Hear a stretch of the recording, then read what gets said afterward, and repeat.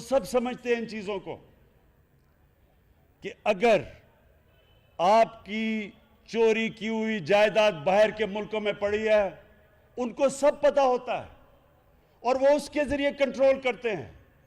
तो नवाज शरीफ ने भी इलेक्शन लड़ा बाहर के हुक्म पे, इधर भी पीपल्स पार्टी ने भी इलेक्शन लड़ा क्योंकि उनको पता था इनकी जायदाद किधर है। अब नरेंद्र मोदी से ये उसको क्यों साथ मिलाना चाहता था नवाज शरीफ?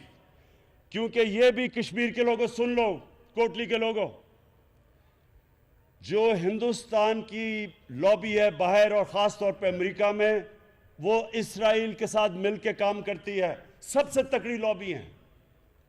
उसकी दोस्ती इसलिए कर रहा था नरेंद्र मोदी से कि वो इसकी मदद करे, अगर इनके जो पैसे बाहर पड़े हैं वो बच जाएं। तो ये जो नरेंद्र मोदी मुल्क को बुरा भला कहता था, पाकिस्तान के आर्मी चीफ जो उस वक्त रहील शरीफ थे नवाज शरीफ के जमाने में, उसको दहशतगर्द कहता था, पाकिस्तान को टेररिस्ट स्टेट कहता था, हर जगह पाकिस्तान को आइसोलेट करता था। लेकिन मुल्क का वजीर आजम उसको शादियों पे बुलाता था, उससे दोस्ती करता था। सो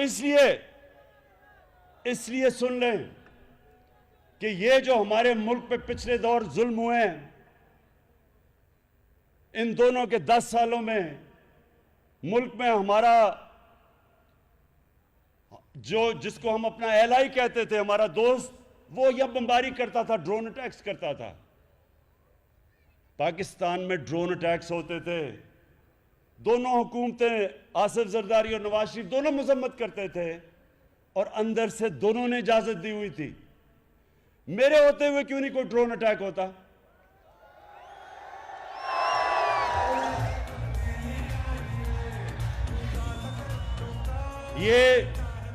ये कोटली के लोगों, ये अमेरिका का कसूर नहीं है। अमेरिका को बुरा भला नहीं कहना चाहिए, हमारे अपने लोगों ने इजाजत दी हुई थी अपने लोगों पे बमबारी करने की, और मुनाफिकत, पब्लिक में मजम्मत, और उनको इजाजत दे रहे हैं।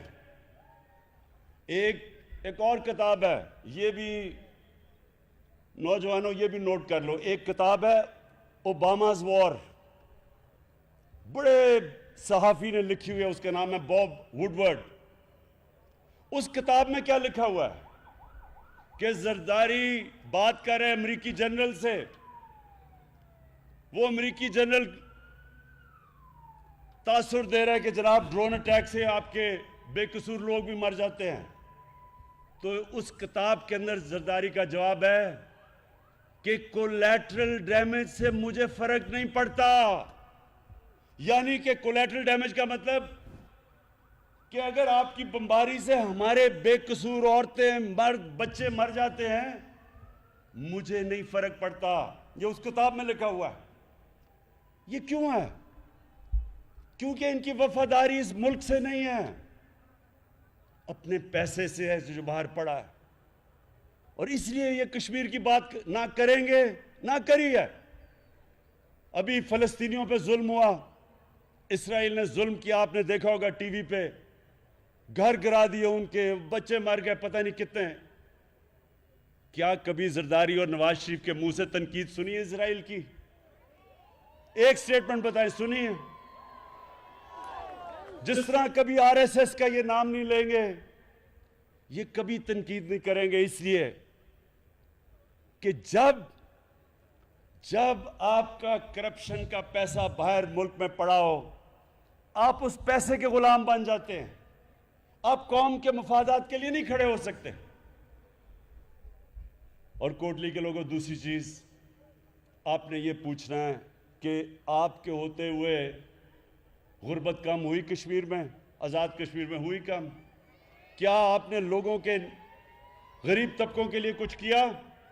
मैं आज आपको कह रहा हूं कि हमारे 2 प्रोग्राम आ रहे हैं, एक है कामयाब पाकिस्तान और दूसरा है एहसास। पाकिस्तान की तारीख में सबसे ज्यादा पैसा खर्च किया जाएगा सिर्फ अपने गरीब, निचले, कमजोर तबकों को ऊपर उठाने के लिए। कामयाब पाकिस्तान में एक खानदान जो 40% नीचे खानदान है उसको सूद के बगैर कर्जा, एक फर्द को, ताकि वो अपनी दुकान कर सके, अपनी जिम्मेदारी कर सके, उसको सूद के बगैर कर्जा।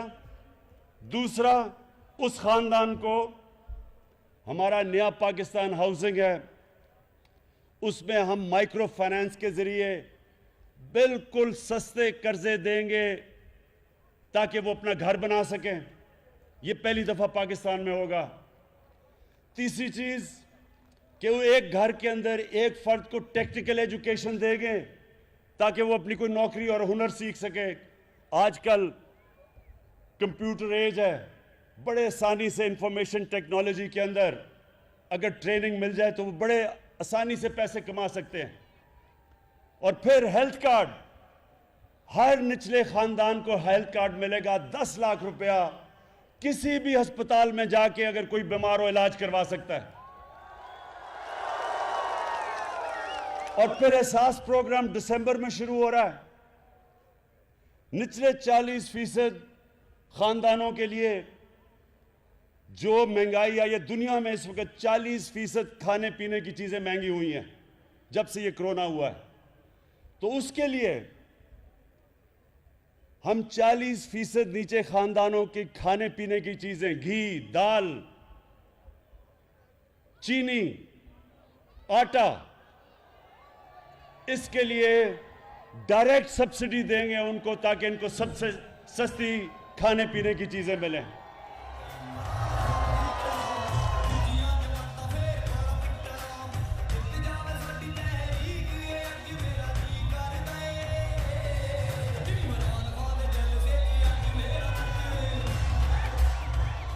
कोटली के लोगों,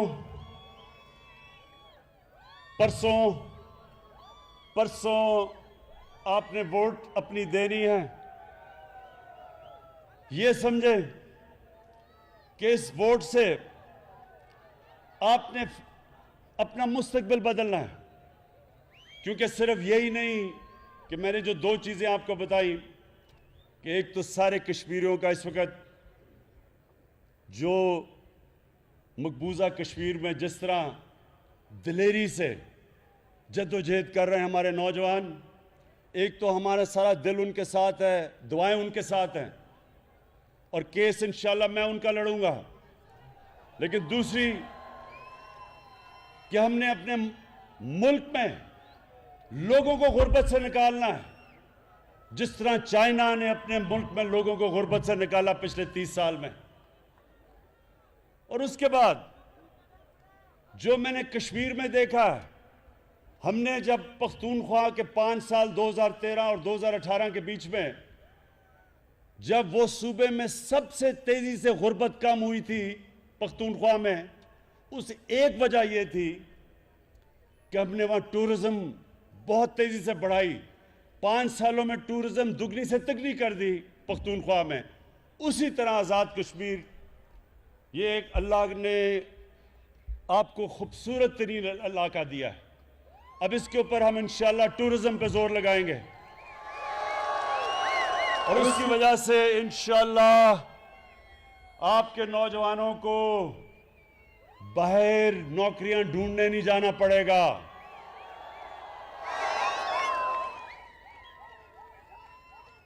और ये फिर अभी मैं देख रहा हूं कि नून लीग, जिस तरह भी अली अमीन ने कहा कि अभी से शुरू हो गए हैं कहना कि जी इलेक्शन में धांधली होगी।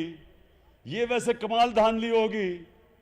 अंपायर आपके, गवर्नमेंट आपकी, इलेक्शन कमीशन आपकी, अमला नीचे सारा आपका, केयरटेकर गवर्नमेंट भी नहीं, अपनी गवर्नमेंट बैठी हुई है नून लीग की, और धांधली तहरीक इंसाफ करेगी।